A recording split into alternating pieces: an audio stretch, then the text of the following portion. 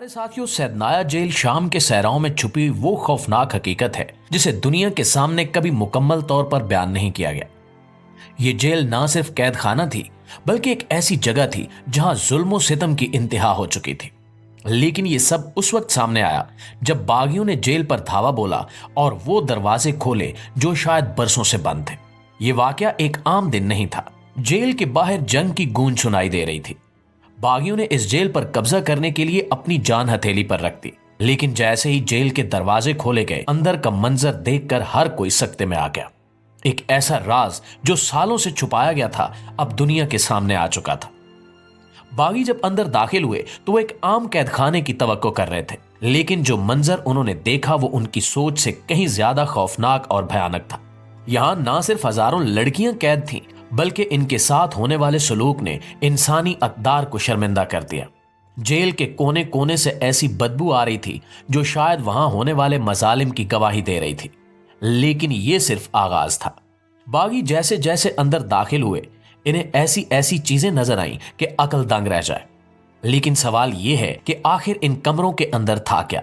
वहां कैद लड़कियां किस हालत में थीं? इनके साथ क्या सलूक किया जा रहा था और क्या वो जिंदा थीं या किसी और भयानक अंजाम का शिकार हो चुकी थीं? प्यारे दोस्तों, ये सब कुछ जानने के लिए इस वीडियो को शुरू से लेकर आखिर तक खुद भी जरूर देखिएगा और अपने दोस्तों के साथ भी शेयर जरूर कीजिएगा, क्योंकि आगे जो इंकिशाफात होंगे वो आपको हिला कर रख देंगे। नाज़रीन ग्रामी, सैदनाया जेल की बुनियाद 1980 की दहाई में रखी गई, जब शाम में सियासी कैदियों को दबाने के लिए एक खुफिया और मजबूत निजाम की जरूरत महसूस की गई। बाहर से देखने पर यह एक मजबूत किले की तरह लगती थी, लेकिन अंदर एक अलग ही दुनिया आबाद थी। यह जेल हुकूमती मजालिम की एक खामोश गवाह थी, जहां हजारों बेगुनाहों को कैद रखा गया था। इस जेल को दुनिया की सबसे खौफनाक और अजियतनाक जेलों में शुमार किया जाता है, जहां इंसानियत के नाम पर बदतरीन मजालिम ढाए जाते थे। इंसानी हुकूक की आलमी तंजीम एमनेस्टी इंटरनेशनल ने इसे कत्ल खाना करार दिया है। ये जेल उन बदकिस्मत लड़कियों के लिए मौत का गड़ा थी जिन्हें अगवा करके यहां लाया जाता था।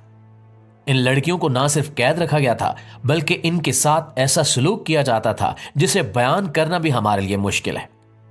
लड़कियों को उस जेल में ऐसा रखा गया जैसे वो कोई इंसान नहीं बल्कि चीजें हों, जिन्हें बिशारुल असद अपनी मर्जी के मुताबिक इस्तेमाल करता था। इन कैदी लड़कियों में ज्यादातर वो थीं जो शाम के दही इलाकों से लाई गई थी। इनके खानदानों को बेहतर जिंदगी का झांसा देकर इन लड़कियों को अगवा किया गया था। एक लड़की ने अपनी कहानी सुनाते हुए बताया कि उसे और उसकी बहन को बिशारुल असद के गार्ड्स ने उस वक्त पकड़ा जब वो एक करीबी बाजार में खरीदारी कर रही थी। इन्हें जबरदस्ती एक गाड़ी में बिठाया गया और जेल तक पहुंचा दिया गया। वहां पहुंचने के बाद इन दोनों को अलग अलग कमरों में कैद कर दिया गया और इन पर ऐसा तशद्दुद किया गया जिसने बाकी कैदियों को भी खौफजदा कर दिया।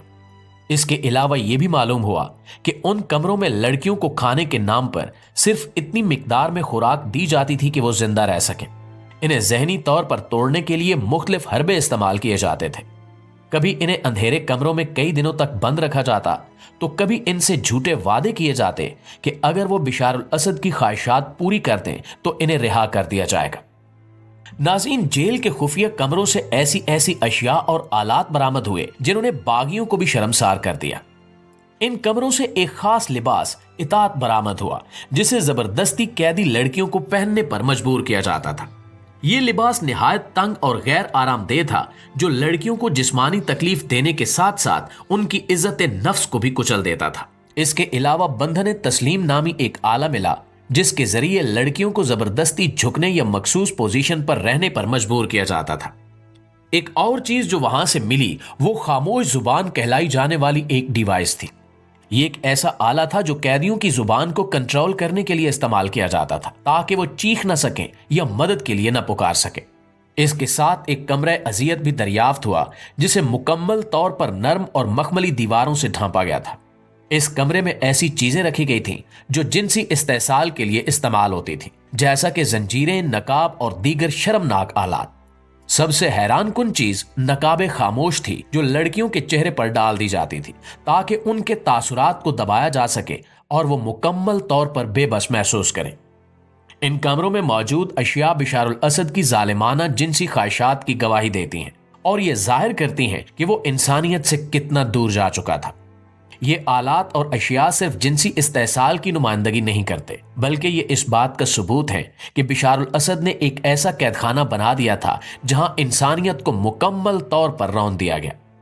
یہ اشیاء آج بھی اس کے گناہوں کی گواہی دیتی ہیں اور دنیا کو اس کی درندگی کی یاد دلاتی ہیں۔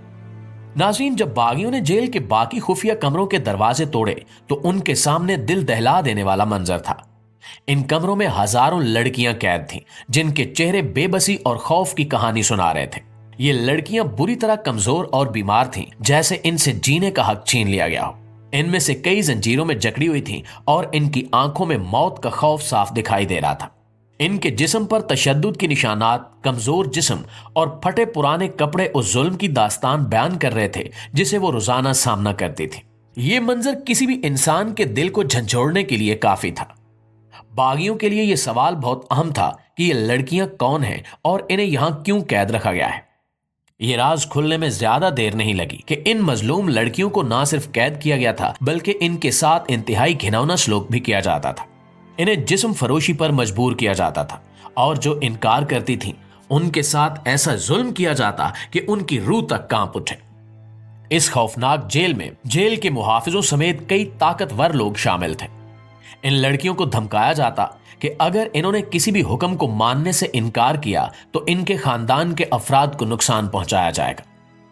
مزید تحقیقات سے یہ انکشاف بھی ہوا کہ ان لڑکیوں کو نہ صرف مقامی طور پر بلکہ بین الاقوامی سطح پر فروخت بھی کیا جاتا تھا، جس سے یہ بھی واضح ہوا کہ یہ سب کچھ ایک منظم نیٹ ورک کے تحت ہو رہا تھا۔ جب باغیوں نے جیل کے مختلف خفیہ کمروں کی تلاشی لی تو انہیں وہاں سے ایسی دستاویزات ملی جنہوں نے اس ظلم کی جڑوں کو بے نقاب کر دیا۔ ان دستاویزات میں لڑکیوں کی فہرستیں شامل تھیں جن میں ان کے نام، عمریں اور اغوا کی تفصیلات لکھی ہوئی تھیں۔ یہ معلومات ظاہر کرتی تھیں کہ ان لڑکیوں کو باقاعدہ منصوبہ بندی کے تحت اغوا کیا گیا تھا۔ مزید یہ کہ ان دستاویزات میں لڑکیوں کی قیمتیں بھی درج تھیں، جو اس بات کا ثبوت تھا کہ ان کا کاروبار ایک منظم انداز میں ہو رہا تھا۔ یہاں سے ملنے والی خفیہ فائلز میں مافیاز کے روابط کا بھی ذکر تھا۔ ان دستاویزات میں ان افراد کے نام شامل تھے جو اس کاروبار کو چلا رہے تھے، جن میں مقامی سیاستدان، پولیس اہلکار اور جیل کی انتظامیہ کے لوگ شامل تھے۔ ان کے دستخط اور ہدایات ان کاغذات پر موجود تھے جو ان کے جرم کو چھپانے کے تمام راستے بند کر رہے تھے۔ ان دستاویزات سے یہ بھی پتہ چلا کہ اس نیٹ ورک کا دائرہ کار جیل سے نکل کر بین الاقوامی سطح پر پھیلا ہوا تھا، جہاں لڑکیوں کو بیرون ملک لے جا کر فروخت کیا جاتا تھا۔ پیارے دوستو، جب سیدنایا جیل کے خفیہ راز دنیا کے سامنے آئے تو ایک طوفان کھڑا ہو گیا۔ باغیوں کے انکشافات نے نہ صرف اس جیل بلکہ اس پورے نظام کو جھنجھوڑ کر رکھ دیا جو ظلم و جبر کے اس کاروبار کا حصہ تھا۔ ان مظالم کے سامنے آنے کے بعد بین الاقوامی تنظیمیں، انسانی حقوق کے کارکن اور میڈیا اس واقعے پر گہرے رد عمل کا اظہار کرنے لگے، مگر یہ سب کچھ آسان نہیں تھا۔ جیل کے پیچھے کام کرنے والے مافیاز کی جڑیں بہت گہری تھیں اور ان کے پاس طاقت بہت زیادہ تھی۔ کئی مجرموں نے اپنے تعلقات اور دولت کے زور پر خود کو بچانے کی کوشش کی۔ اس دوران میڈیا کا کردار بہت اہم رہا، جس نے اس کیس کو مسلسل اجاگر رکھا اور عوامی دباؤ بڑھاتا رہا۔ اس جیل کی بندش کے بعد متاثرہ لڑکیوں کو بحالی کے مراکز منتقل کیا گیا، جہاں انہیں طبی علاج اور ذہنی سکون فراہم کرنے کی کوشش کی گئی۔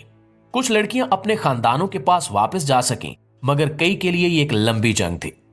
ان مظلوموں کے دلوں پر لگے زخم شاید کبھی بھر نہیں سکیں گے، لیکن ان کے ساتھ ہونے والے ظلم کو دنیا کے سامنے لانا ایک بڑی کامیابی تھی۔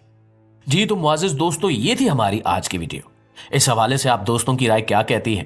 کمنٹ سیکشن میں ہمیں ضرور بتائیے گا، اور خدا را اس ویڈیو کو جتنا ہو سکے اتنا شیئر ضرور کیجیے گا تاکہ اس بھیڑیے کا چہرہ ساری دنیا کے سامنے بے نقاب ہو سکے۔ انشاءاللہ آپ کی خدمت میں حاضر ہوتے ہیں ایک نئی ویڈیو کے ساتھ۔ تب تک اپنا، آس پاس کے لوگوں کا، اپنے پیاروں کا ڈھیر سارا خیال رکھیے گا۔ اللہ نگہبان۔